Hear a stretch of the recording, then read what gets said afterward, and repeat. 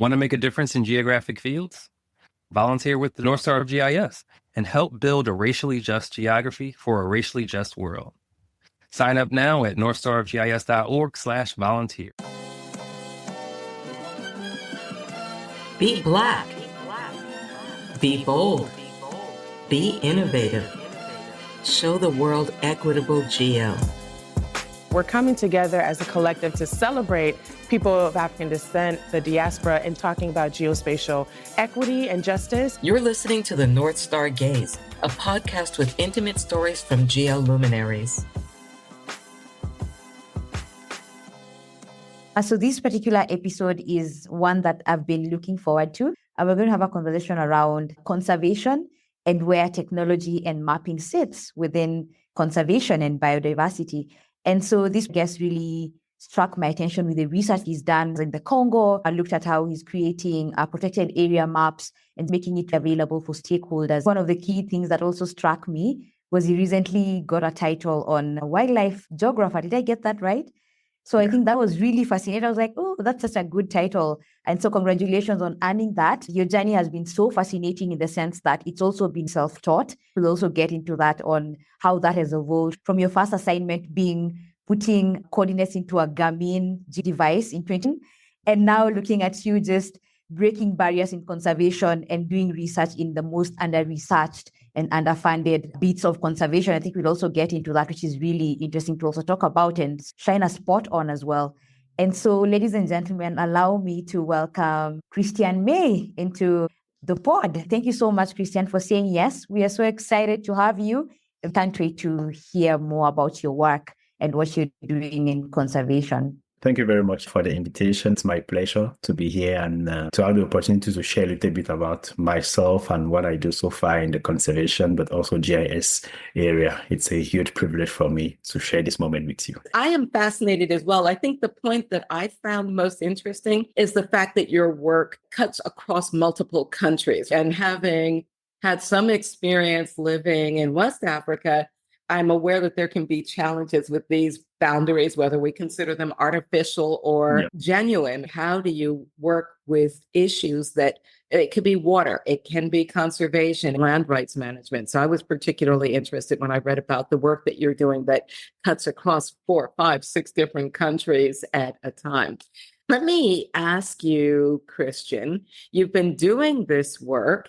You've got a body of work that you've already built upon. You're obviously doing work that's going to go forward in the future. How do you see your role and your work in GIS changing over the course of time? Thank you for the question. I'll say that from the beginning, GIS has always been presented to us as something really complex to deal with. From the training I received, it was much more about forest exploitation, not even about wildlife conservation, but more about forest exploitation. I got my associate degree from the National Forestry School of Mbambayo. And you should know the country, Cameroon, Congo, and many countries are more about logging. So I was trained as a logging technician. We're supposed to accompany companies into logging processes. And GIS is really presented as something really complex to deal with. And that's where I got this opportunity putting these points into the GPS, because it appeared like something really complex that nobody wanted to do. All of them had a certain experience. So in a way of trying to have my own experience, I took the tool and I said, okay, let me try and do the thing. And that's exactly what I did. Within a night, I was able to put all the GPS points inside the tool, learn more about how it works, and go on the field, place some points. And I was presented at the chief as a team leader after just 2 days. From that point to now, I would say I've learned on the field. I've returned to school. I was fortunate enough to attend a lot of international workshops linked to wildlife conservation, but also to GIS and to the link between those two to bring about more sustainability into conservation. Christian, as you're speaking, I'm just thinking on how you've mentioned your first assignment and the fact that everyone was keeping off GIS. I think it's very technical. Do you think there's an opportunity there? How do we break down that barrier and just have more adopters and sort of socialize or normalize the use of GIS in conservation? How do you see that currently and how we can address that gap in bridging it? Okay. Thank you.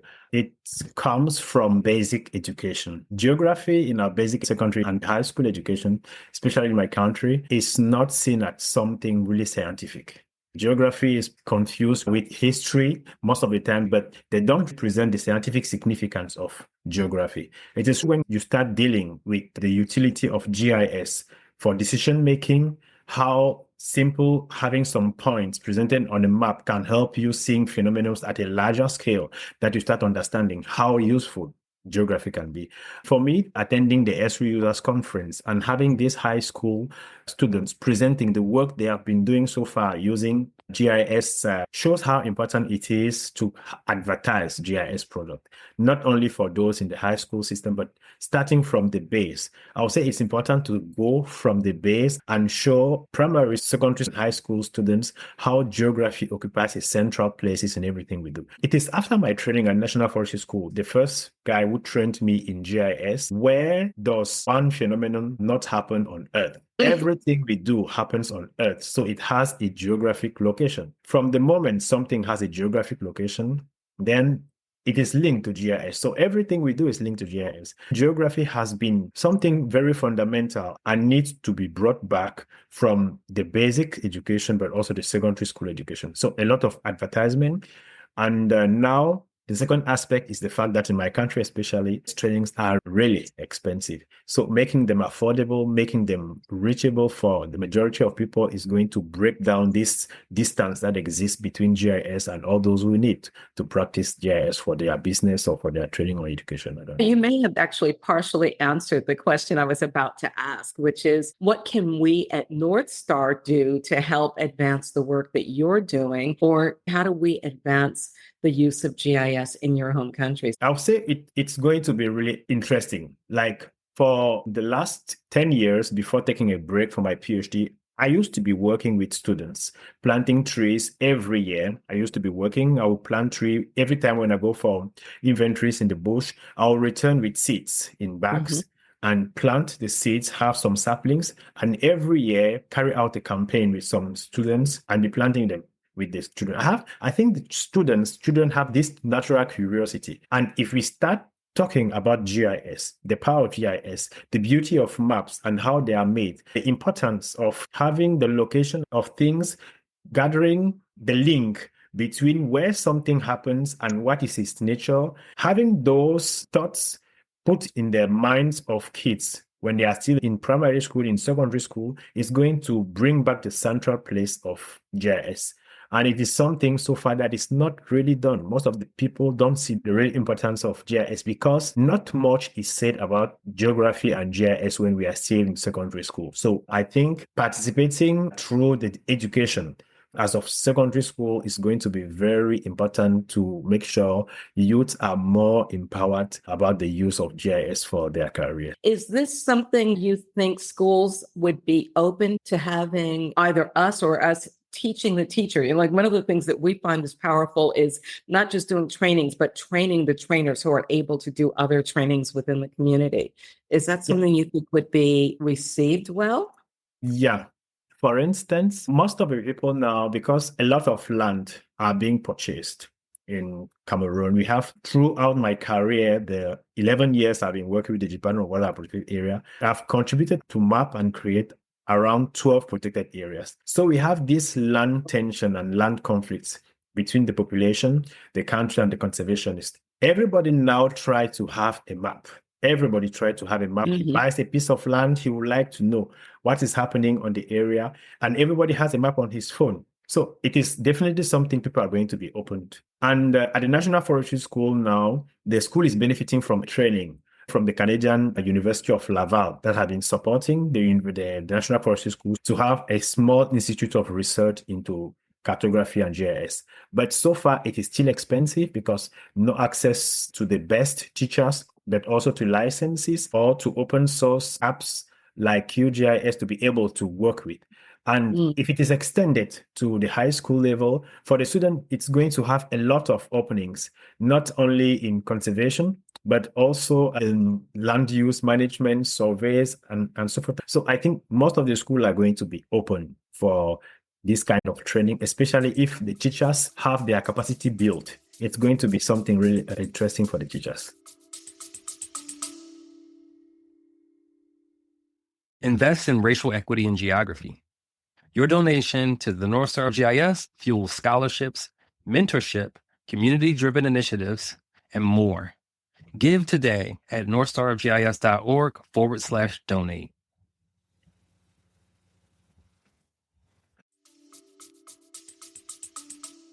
Thanks, Erica. I think one of the things, I'm going to go back to the conversation we had right before we started this off. I think it would be really interesting to highlight that Christian has a very beautiful background. Maybe, Christian, you can briefly talk about your PhD research, what it's focused on, and why, because I think that would connect the dots on what you're talking about. Because when you're talking about training being expensive and how we need to change our education system and just introducing geography at a beginner level in schools, I was like, yes, preach, because we need to do that.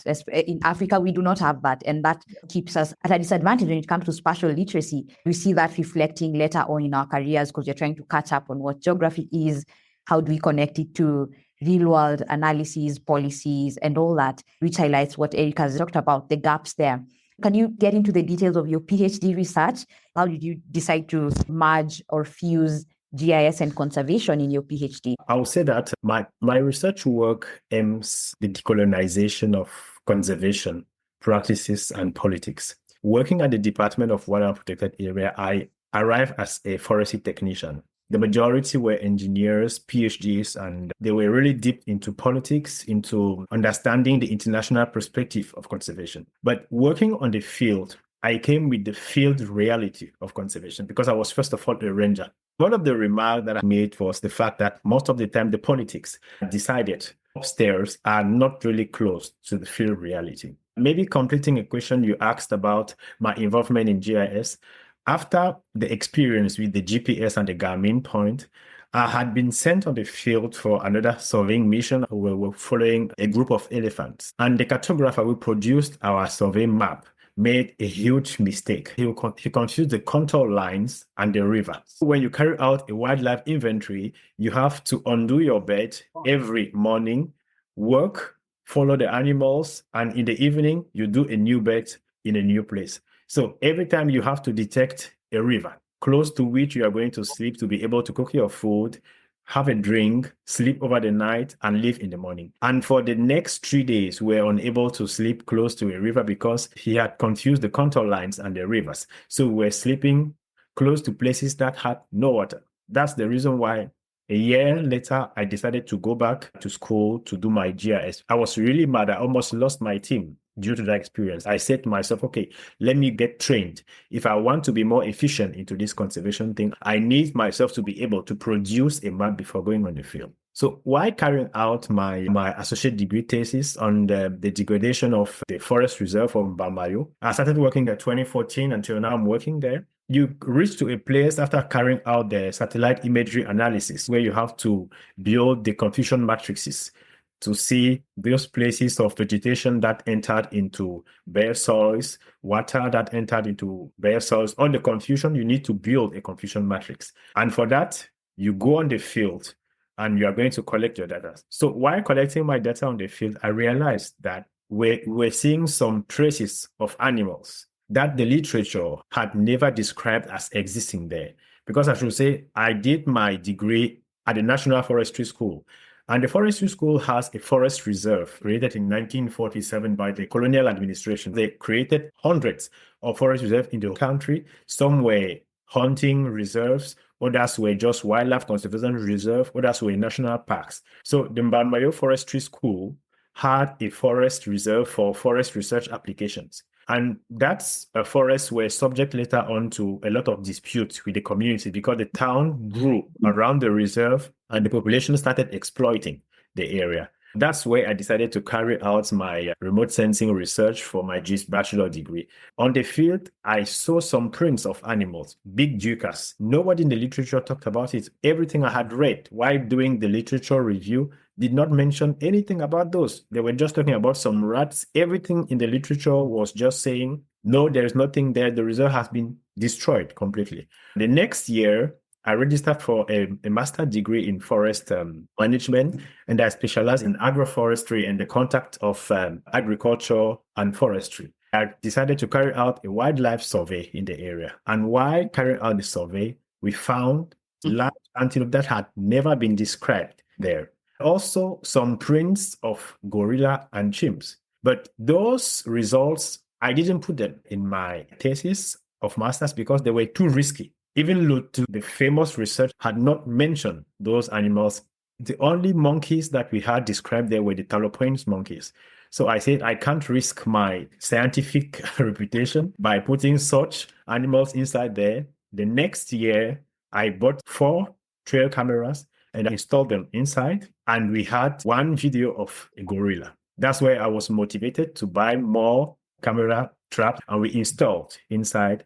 And we found this group of chimpanzee in 2021 and 2022. So after these findings, I decided now to register for a PhD and carry out further the research. Why? Because after presenting my research to my hierarchy, they were not really interested.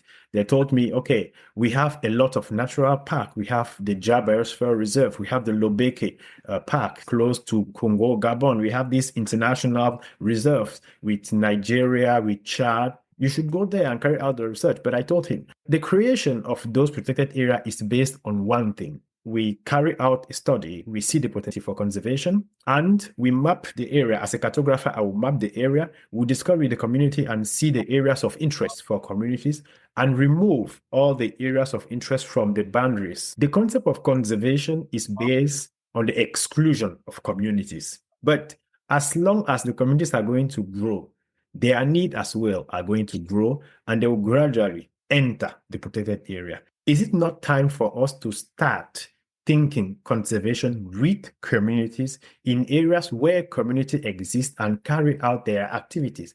Because in 50 years, those protected areas that are still natural now are going to be destroyed. Community will need to cut timber and sell the wood to be able to have something to eat. Will cut everything they have around them and gradually enter the park. It is now that we have to look for these kind of areas where there is still potentiality and see how we can work with communities. On the second hand, such areas are always the subject of human-wildlife conflict, because when these large NGOs go into the remote places where there are no communities to carry out their research, where they focus there without being disturbed by communities' need and communities' grievances and revendication, they abandon these numbers of chimps, people who are going to carry out their poaching or are going to be killed by animals in cases of human-wildlife conflict. The aim of my research is to install camera trap everywhere, in every places where we have this urban wildland intermix and interfaces, and see if we have species of interest for conservation. Even if it is important to conserve the natural areas, we should not abandon these areas where communities and wildlife meet, because resources are being lost every day, every single day, and that we could save if the model of conservation tried to get a little bit away from what has been introduced to us by colonization. Because the colonial model is that we took an area, we exclude it from the community, and only the managers of the protected area manage. But this model that's based on the other efficient conservation models tries now to put more people at the center of conservation and see how even around the communities, all the potentialities can be conserved and preserved for both the well-being of nature and communities. So that's the base of my PhD so far. I'm curious to know what would be your biggest breakthrough from your PhD and where GIS would sit within that pipeline, and what does success look like when it comes to implementation of your research on the ground? What does that look like? How do you envision that? I would say it's something very simple. We have the big NGOs. They will say, okay, let's decentralize things. We have a lot of small researchers coming from forestry school every day, technicians, engineers. This technician A, Mama, wants to work in this small village where they saw 2 gorillas coming time to time. Me, big NGO, I cannot be working there. There are just 2 gorillas, but let me support him into creating a small a non-profit and working there, monitoring those teams, making sure they have access to a secure environment, making sure there are no conflicts with communities. If we were able to have such small conservation models, if there could be a kind of decentralization, while the big conservation politics and practices are maintained in the areas with the most conservation interest, that are parks, reserved, wildlife reserve. If those same conservation area, those same NGOs, funders and partners could support small conservation initiatives around villages like this area in Balmayo, I would say it is close. It is 45 kilometers away from the capital city. It is a major town. And these streams were just located, I would say, 115 meters from the main road. It's a highway, and they are there. And we have images from 2021, 2022. It means that it is a permanent area that they visit. So if they could have some small NGOs funded in similar area carrying out a conservation research work, instead of just focusing in the remote areas while abandoning these areas, I think conservation will be more spread. And in that sense, GIS is going to have a central role to play, because only detecting the areas that share these similar characteristics in terms of forest fragmentation, in terms of shared stratification between natural and non-natural areas, is going to help detecting the areas of potentialities for this intermix and this close proximity between wildlife and communities. Wow, you have my brain buzzing, right? So I've been reading your work about local communities and indigenous people because you are dealing with multiple countries, multiple communities, the Chad Lake Basin, all of the communities that are there. Let me just ask you, do you have any concerns about GIS being used in ways that are adversely impacting communities? Yes, I would say for a very long time, GIS has been used not always at the benefit of communities, because GIS used to map areas of natural and conservation interest directly facilitated the creation process of protected areas, dragging out communities of the places, not always with considering their central interest and their central needs of the resources that exist in the area. Very recently, I was commenting a publication on LinkedIn, someone congratulating himself of his organization of the fact that a state has brought a new forest ban policy and conservation to almost 8% of their forest resources. That's thanks to GIS, because they are able to map the area using satellite imagery, calculate the NDVI, and determine the areas of interest for conservation and therefore for carbon storage. But what about the livelihood of communities and their need, their dependence through the natural milieu? So yes, GIS also can be misused, and here we call the ethical side of GIS, if all the information around are not entered in the model. GIS can be misused if only part of the information is considered. The information that tells us about the richness of the forest area and the possibility to transform it in a park, or the possibility to transform it in the forest management unit that the state is going to sell to an international company to come and be harvesting the wood without the community seeing their direct interest. So the GIS can be misused. It is just a tool giving us information that are now supposed to be used well or misused for decision making. That calls more the ethical side of it, but it depends now on the decision maker. I think it's also a matter of putting the tools in the hands of more people, right? So it's not just the educators, not just the researchers, but people within the communities, people representing the indigenous people themselves.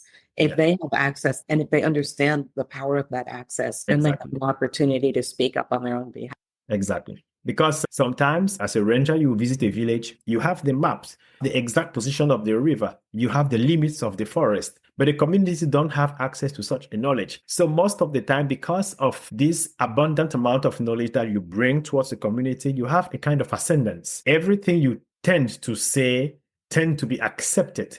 But if they were more educated and they were more aware of this reality that is no longer virtual and miraculous, because when I come with my laptop and my GIS knowledge, it is more like a miracle for those communities who are not aware of the reality that I'm bringing. So having the communities trained with GIS technology, knowing the reality of their map and the possible future. And I would say that's another approach that I brought to this community when I was presenting my PhD work. I presented a model of a forest that has been restored in Brazil for the last, I think was the last 50 years. And I told them this is something that has been done somewhere in the world that can also be done here if you people allow us. Giving them access to technology in terms of GIS gives them that ability to have the total control on their area. But most of the time, the knowledge is hidden from the communities. So I'm curious on one of the other things we talk about from this other side of the globe, because I'm coming from Kenya, right? And so I'm curious to know on the data gaps or the data challenges you've encountered as you're doing your research, what can be done more in terms of creating data sets that actually work? I know I've previously been in research, and one of the key things, the project couldn't get highly accurate maps, right, for the continent.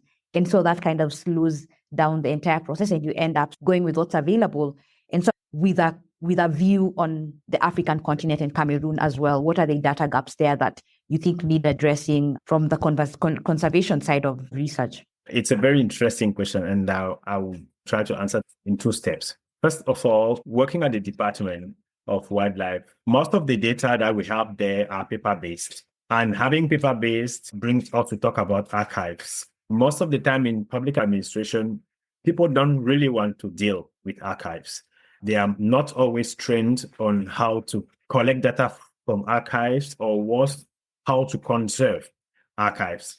And once the archives are not well conserved, it becomes very complicated to even know that any data can be accessible through them. Having data all around, but not being able to fetch the information you need from them is a problem. Digitalizing our archives, digitalizing the data that we have, bringing about more digital database in everything we do, it's something central that we have. And it is not only at the level of communities, it starts with our administration. We have a very low rate of digitalization of all the processes that we have, therefore a very slow rate of digitalization of the data that we have in our prisons. Secondly, the data that we have are not always geographically based. So we are going to have a lot of data, but just because a simple work of putting GIS, a geographic reference to those data, could help us to see where a phenomenon is located. But it is just as if I had a lot of data and everything is in the table and nothing is projected in a map. So bringing more GIS support apps into our working environment is really going to make a great difference. I've had the opportunity to work with the Survey 123 tool developed by Esri, and it is so interesting. It is one of the tools that I'm currently using for my PhD work. And I carry out a kind of inventory, a survey of the human-wildlife conflict that have been happening throughout the last 10 years in Cameroon. I've partnered with a master's student at the University of Chang in Cameroon, and we're working on that. It is very surprising to realize that when you remove data from paper-based and just add a geographic location to the same data, you directly have different results. The perspective you had seeing the information on the paper is a gorilla struck a man in this village, chimps struck a man in this area, elephant came out and destroyed a market. But when you bring all those data together, you might realize that the areas where the animals come to have this conflict with humans, most of the time they are around conservation areas, or they have a particular specificities that some other areas do not have. Having all those data mapped somewhere, having all those data geographically localized, help us easily to make decisions and maybe to make projections of the areas that can be of interest or that are to be controlled if we want to avoid human-wildlife conflict. So I think that the digitalization of our processes is interesting, but also emphasizing on the geolocalization of everything we do. I worked in public administration. If we are to make budget allocation and don't take consideration, for instance, of where does the budget go, where does the majority of the investment go, which are the areas that have not been considered the most, all those things can be easily determined if you have a map as a decision maker in front of you and you localize an action that you wish to carry out. Yeah. So GIS as a tool, and I would say the style of geography supporting GIS for Africa will bring a lot of changes, because when we talk about public governance and good governance, just giving public administration the ability to localize their actions is going to reduce a lot of tribal wars. For instance, you build markets, you build schools, taking into consideration different communities, different areas of the countries.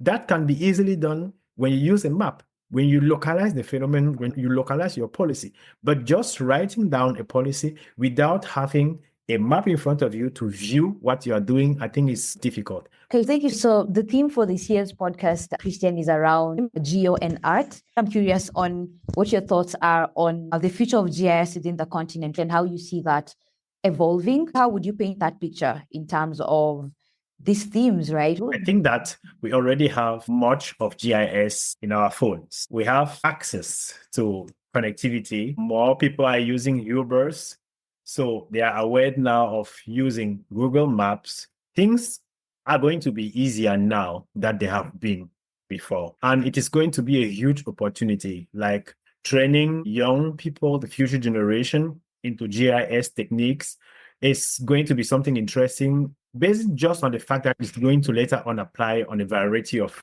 domains. Like whether you work and that in public health, business, conservation, and all those areas, having this background, strength, and knowledge of GIS is going to be a huge advantage. And as I was previously explaining, so many schools have opened these last 10 years giving GIS trainings. But also, sadly, the majority of them closed because the training is really expensive. In Cameroon, for instance, and I would say in the whole French-speaking African region, because we have Cameroon, Gabon, Congo, all the base maps that we are using, all our topographic maps are from 1973. No updates have been carried out so far. So there are so much work in terms of land surveying, map production, updating these products. Also, since the countries are continuously being built, there's a huge need of cartographer and GIS scientists. And because Africa is presented as the future, the El Dorado of the world, the majority of countries want to come and install themselves there. I think there is this huge opening about GIS. Maybe the only restriction that is going to be visible is the fact that countries don't have access to enough fundings, enough facilities. The trainings, it is just once here in the US that I learned, for instance, about tools like ArcGIS Pro, that it is 100% internet dependent. The access to the internet in my country is still very challenging. And it is the same thing in Gabon, the same thing in the whole French-speaking Africa. Maybe some rare countries like Nigeria, in very large towns like Lagos and Abuja, will be maybe away from that reality. I would say there is a huge potential, but that needs to be supported. We need more communication, more proximity to decision makers to show them the importance of training more people in GIS as a potential to help us build more efficient roads, more efficient communication systems, water sharing, and so forth. I think there is a huge opening, but the conversation needs to start from the root, from secondary school education, empowering geography as it is supposed to be presented, not just as something that we confuse, because geography most of the time is confused to literature. The scientific side of geography is not really visible when we go back in our countries. Thank you so much for that comment. This has been fascinating. So thank you so much, Christian. And as we wrap up, one of the things we like asking our guests is, what wasn't on your 2024 bingo card? It is a scholarship that I received from ESRI as a conservation leader. It was a fully funded scholarship at the Redlands University, but it came with attending international conferences where I had access to a lot of researchers in the domain of GIS, but also in conservation, but also opening to work with the American Geographical Society that I did this year. That's where I was able to meet up with Aisha and see the wonderful work you carry out there at the NorthStar of GIS. And also at the end, carrying out a very interesting work with the University of Redlands. We are currently working on a project to map the international reach of the University of Redlands, their alumni, where they are in the world, how they can interconnect together, how they can share their experience, but also how, from their perspective, they can help inspire young people who want to benefit from GIS training and recommend them to the University of Redlands. So that's a project we are working on so far. The map will be available online, and those are exceptional things I was not really imagining myself to be producing this 2024. And the last amazing thing is to be linked to this family. And I would say there needs to be more communication on your existence, first of all, and the work you are doing to empower the Black communities in the GIS area. I think it's going to be very interesting, very inspiring. I will give myself the work to share link, to share your content, the postcards, to more young GIS and students in my country, to be sure more are aware. I have some contacts in Cameroon, Gabon, Congo, Guinea, and I'll be an ambassador if it's accepted to share the work you are doing so far. Love it. Thank you so much, Christian. Thank you, Christian. It was nice having you. We've taken that challenge. We'll definitely talk a lot more and have NorthStar out there. Thank you for noting that, and thank you for offering to be an ambassador. We're more than happy to have you on board. If you enjoyed this episode and want to learn more about NorthStar of GIS, check us out on Facebook, Instagram, and YouTube at GIS NorthStar. We want to thank our sponsors of the 2024 Homecoming event, our institutional partner Regrid, and our sponsors New Light Technology, Afrotech, and Black at Work. We'd like to thank our keynotes, Tara Roberts, Linda Harris, Dr. Paulette Hines-Brown, and Vernice Miller-Travis. We'd like to thank Howard University and the staff at the Interdisciplinary Building and Photography by Imagery by Chioma. We also want to thank our guests for trusting us with their stories. Tara, Linda, Paulette, Christian, Abraham, Jason, Vernice, Stella, B.E., Karen, Nikki, George, Frank, Labdi, Toussaint, Victoria, and the HBCU Environmental Justice Technical Team. And finally, thank you to the NorthStar team and our wonderful volunteers. We are your hosts of the Season 2 of the NorthStar GIS podcast, which is based on the 2024 Homecoming Conference event. Thanks for listening to the NorthStar Gaze, intimate stories from geoluminaries. If you're inspired to advance racial justice in geo fields, please share this podcast with other listeners in your community. The intro and outro are produced by Organized Sound Productions with original music created by Kid Bodega. The NorthStar Gaze is produced in large part by donations and sponsorship. To learn more about NorthStar of GIS, check us out at northstarofgis.org and on Facebook or Instagram at GIS NorthStar.